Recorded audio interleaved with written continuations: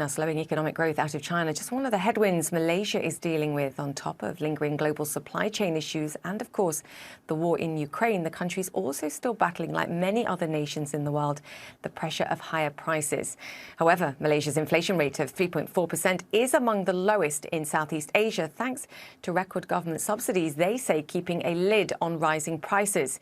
Economic growth numbers are also strong and the second quarter looking good. However, the problem with those record subsidies, sky-high debt. Still, Malaysia's finance minister says the country is not at risk of any kind of economic collapse, similar to what's being seen in Sri Lanka at this moment. We have much to discuss. Joining us now is Malaysian Finance Minister Tengku Zafrul Aziz.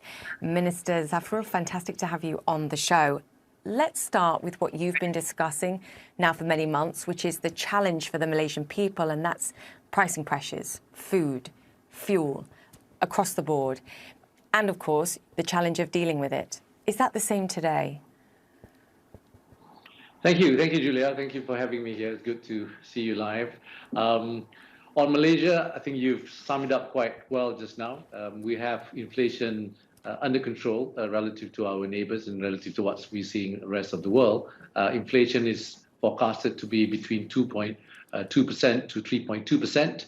In fact, first 6 months of the year, inflation is around 2.5%. And that's largely due to the large size of subsidy that we have introduced. And we are forecasting it to be around 80 billion ringgit. That's close to 20 billion US dollars. So we have capped especially the essential items, especially fuel. Fuel is at it's about 40 cents per litre, right? That's one of the cheapest in the world.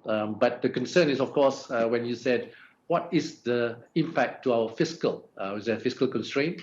The answer is actually, Julia, we still have fiscal space. Our debt to GDP is at 60%, our statutory debt over GDP. We have imposed a ceiling by Parliament at 65%, so there's still room. And we're still maintaining our target deficit at 6%.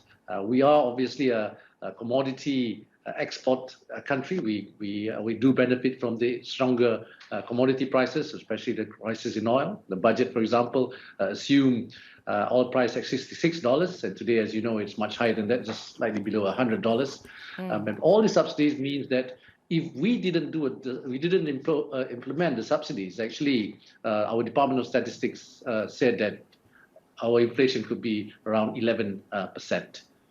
Wow. I mean, subsidies, as you know as well as I do, and many people will be looking, introduce other challenges. But to your point, I think with the pricing pressure issue, this is what you focus on first. So let's break it down. As you said, near $20 billion worth of subsidies this year, and I believe that is a record. You are also looking at the efficiency, I know, of those subsidies as well.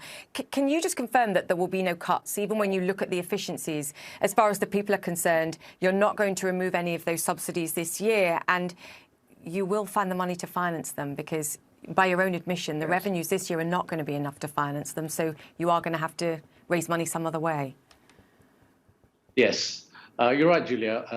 We are not planning to reduce the subsidies this year. We are slowly recovering from what we all went through. The pandemic of COVID-19 has really impacted the economy. We're slowly opening up. The borders have opened up.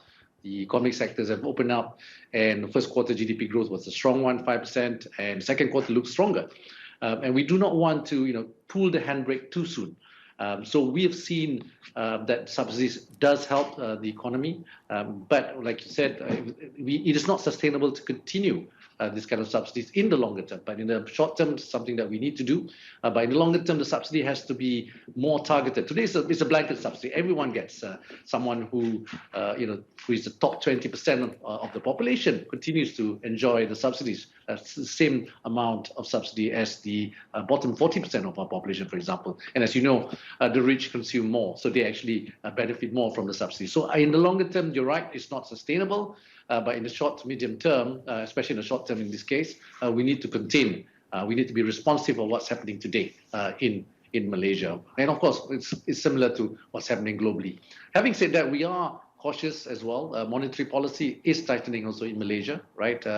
We have increased gradually in phases by 25 basis points a few months ago and another 25 basis points a month ago. So it's about 50 basis points, but it's still below our rates are still below what it was before pre-pandemic. You understand, I think, better than most, the delicate balancing act that many political leaders have been through over the past few years, which is trying to support your economy, keep your people happy, maintain the confidence of international financial markets as well, which is something that tends to be forgotten as people are dealing with the ordinary challenges of living. Your FDI flows have remained solid. The trade figures look strong, which is part of the benefit, I think, of being a net commodity exporter in this kind of moments. But I want to tackle something that I've seen written about in the press, which is comparisons between Malaysia and the economic challenges in Sri Lanka at this moment. Not today in Sri Lanka, but the progression and the economic deterioration. Can you just explain to our viewers and perhaps also to your people why the situation isn't similar and why you'll continue to maintain the confidence of financial markets in particular? Thank you, Julia. Well, if you compare the economies of Sri Lanka and Malaysia, it's very different. We are much more diversified. Sri Lanka is very much focused on tourism. We obviously, like you mentioned, we are net exporter of commodities, for example. Our reserves is about 106 billion US dollars compared to Sri Lanka is only 3 billion US dollars. And and our debt to GDP, as I mentioned just now, is around 60%, whereas Sri Lanka is, above 100%. And more importantly, if you look at where we are today in terms of our borrowings, our foreign-denominated borrowings, only 2.5% of our total debt. So 97.5% is actually in ringgit, our borrowings. So we are less. And then, of course, Sri Lanka is facing a twin deficit, and we are not. Yeah, I mean, there are significant differences in the baseline economics between the two countries. It's the fiscal prudency, I think, from here on out that is the key. And as you've said, you maintain eyes on it.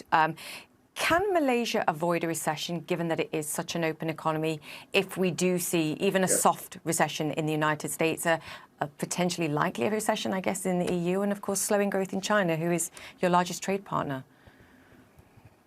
Yeah, for Malaysia, we are optimistic that this year we will post a positive growth between 5.3 and 6.3%. As I mentioned, we know our first quarter result, that's around 5%, and second quarter even be stronger than that.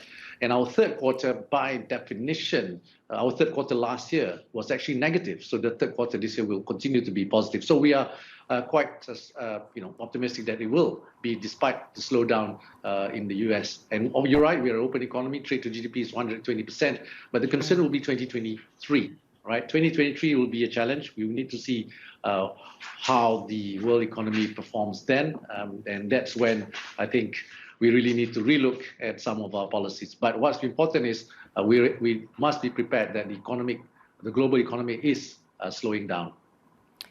I think also what was lost in the past few days was a visit by the US Speaker Nancy Pelosi to Malaysia, as well as other nations in the region, which I do think is important for us all to note. But obviously the tensions between China, between Taiwan in particular, but obviously we can add in the United States, has been very much watched here.